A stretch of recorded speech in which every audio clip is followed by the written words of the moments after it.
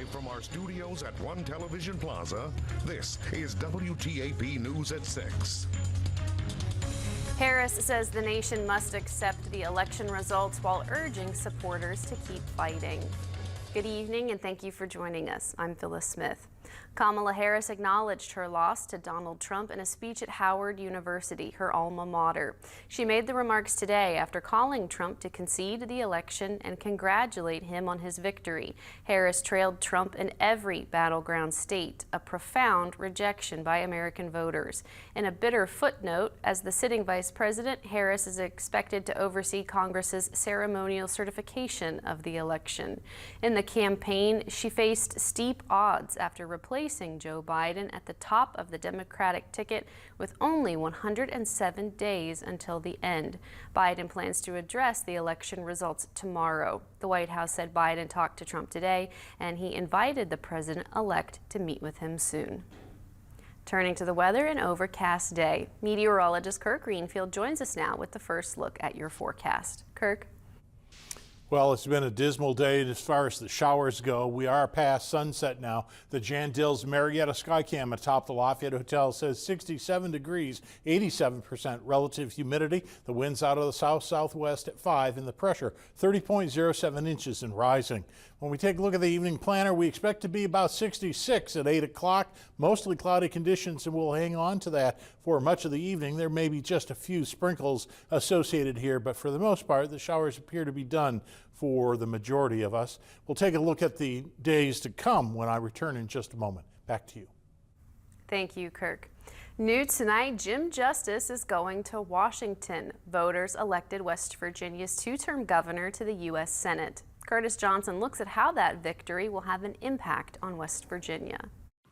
Jim Justice thanking supporters Tuesday and laying out an agenda for his new role.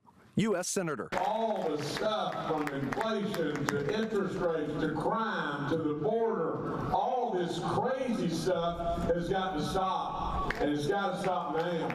Justice will replace retiring Senator Joe Manchin, and in doing so, the victory has broad impact, helping Republicans take control of the Senate. Senator Shelley Moore Capito now poised to become number 4 in leadership. I think it gives West Virginia a voice at the leadership table every single day to decide what issues we care about.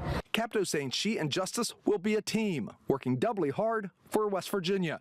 Both Senator and Senator-elect already in lockstep Tuesday. What are the top issues that you think a GOP Senate would be tackling? Well, I think energy is one of the top issues.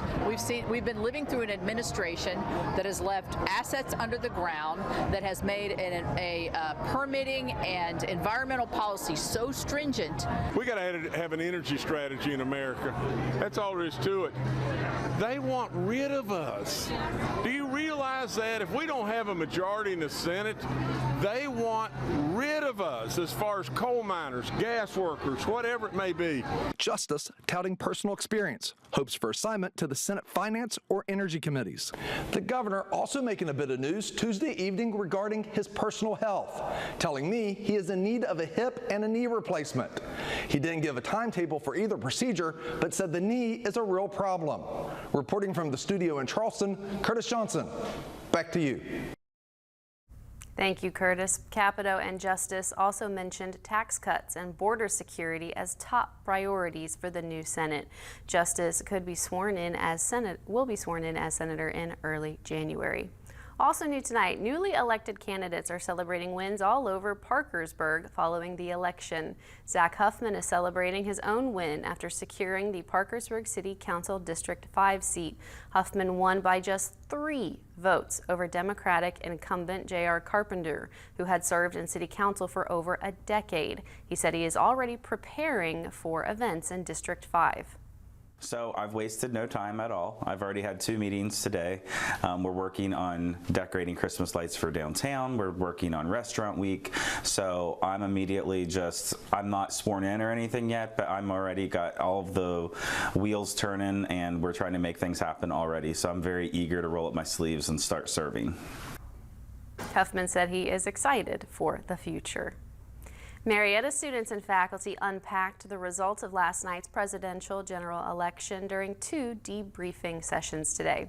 Political science professors Mark Schaefer and Michael Morgan led 2-hour-long sessions where they fielded questions from students. Topics included where the Kamala Harris campaign faltered and what kind of impact the re-election of Donald Trump will have on the economy and America's foreign policy. Professor Morgan says these sort of public discussions are a valuable opportunity to help students and members of the public who went get a more nuanced understanding of politics. Try to give them some historical context, right, to understand, if it not 200 years ago, but in the a few election cycles back, to see, well, this is where we got that Trump, why he seems like a unique figure. He didn't just emerge out of nothing, that he didn't just appear in 2016 and become this phenomenon, that there were other events that led to a candidate like Trump. Schaefer added that it's good to see college students asking thoughtful, engaged questions about the election and politics in general. The southbound lane of Interstate 77 was shut down early this morning after a semi-truck crash. First responders were dispatched at 6:25 a.m. after a witness said they saw the semi go through the median and into the southbound lane. The driver had minor injuries and is believed to be at fault, according to the report. No other cars or people were involved in the crash. The southbound lane near mile marker 185 reopened around 7:41 a.m. Parkersburg South High School had a send-off for its girls soccer team as they head to the state championship. The team has 22 players who have all worked hard to qualify. The girls currently sit at a 17-1-4 record this season. The last time Parkersburg South won a state championship was in 2003. Parkersburg South defender Addison White says she can't wait to play. I'm really excited and I can't wait. I'm ready to play and it's going to be super fun, and I'm with all my friends, so that adds more to it. The girls will be playing against Washington High School for their first game at the championships. For the first time in school history, the Warren Warriors volleyball team has won the regional championship and are heading to the state semifinals. Our Peyton Brooker has more in Vincent. The Warren Warriors made history on Saturday with their win against London. The Warriors have won their first ever regional title and now will move on to the state semifinals. Players have been thrilled by the performance from this season and are proud of their efforts so far. Very ecstatic, very mind blown, I will say. I didn't think this is how the season would go at the beginning, I'm not going to lie, but I'm absolutely thrilled. I could not be happier to be making history like this. Definitely the best senior year someone could ask for. It's been an incredible experience. I'm playing with my best friends for the last time, or one of the last times. We have a max of 2 games left, so it's definitely surreal. It's definitely something I'll miss a lot. I think so my freshman year we got knocked out first round in Marietta, and last year we also got knocked out by Marietta, so I think this year finally it kicked into everyone's mind that we can do it, we can make it far, and I think it's awesome, and I think it sets a good type of charisma for the Warren volleyball program. Head coach Ann Scunfuss says it has been exciting to see this team develop and grow. Remarkable that they were able to come out strong and also finish strong. So something that we've been working on since day one in August. The Warriors will be traveling to Butler to take on private school Roger Bacon on Thursday. Scunfa and her players are expecting an intense battle for their first ever Final Four game. We're expecting some big hits and good defense. I mean, they're a private school, so we are expecting the worst, but coming out with the best. So they do have some pretty good hitters, but we also have some pretty good hitters as well, and I think we're pretty well-rounded, so it should be a pretty good game. This is definitely probably going to be our biggest challenge, but I think that it's an exciting thing. We haven't really got to experience a really hard team that we've never seen before, so it's definitely exciting. They have some big hitters, they're talented, so I'm excited to see what we can do. You are going to see a team that is going to strive to achieve every single point possible and leave everything out on the floor, because this is it. It's that one game at a time, and if we can't get that going, we're not going to go even further. But this one team, they never let up. This is Peyton Brooker in Vincent, WTAP News. This is home. Smith Orthodontics in Parkersburg hosted a candy buyback today at its office on Rosemar Circle. Orthodontist Amy Smith says they paid people $1 per pound for their extra Halloween candy. The donated candy will be given to troops serving in the West Virginia National Guard.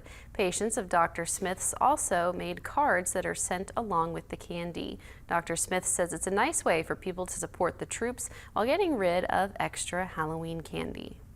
It's a way to give back to the community. It's something that we can do and to help, you know, bring some smiles to the troops and, you know, help all of our patients and our families know that we do care about our community and want to do some things to, you know, just bring smiles to everybody's faces.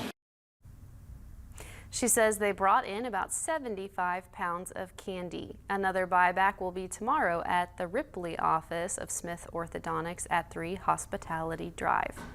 Still ahead, WTAP is hosting our 4th WTAP food drive for kids tomorrow. We'll tell you where you can donate next at 6. Showers and drizzle have been the rule for the day as our temperatures begin